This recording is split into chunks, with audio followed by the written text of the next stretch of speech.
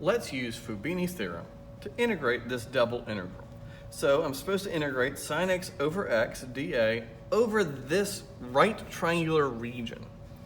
So what I'd like you to do now is pause the video and pick an order of integration.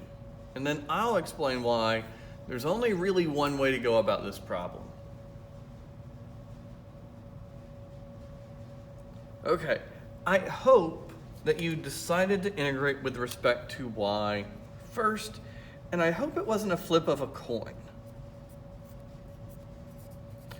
So why do I think, and why did some of you choose the variable y first? Well, some of you might just have thought, well, it's really easy to integrate this with respect to y because that would just be a constant. But the better answer is if I try to integrate sine of x over x with respect to x, I won't be able to do it. That's a non-elementary indefinite integral. I can't find a nice antiderivative for it.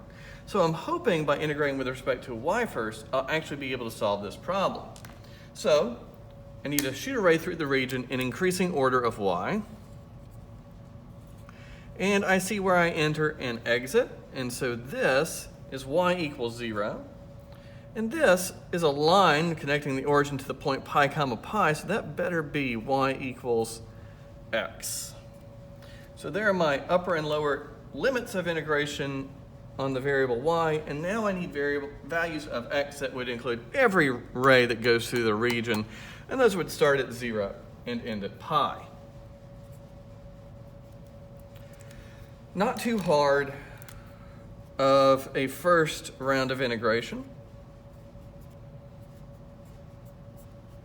Antiderivative of a constant with respect to y is that constant times y. Evaluate from y equals 0 to y equals x. And this is very nice. I plug in an x and the bottom of the fraction cancels out. I plug in a 0 and everything vanishes.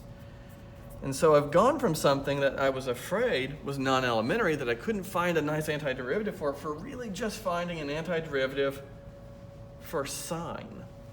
And the antiderivative of sine is minus cosine, evaluated from 0 to pi. Well, cosine of pi is minus 1, so minus that is 1.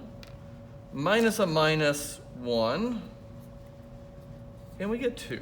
The value of this double integral is 2.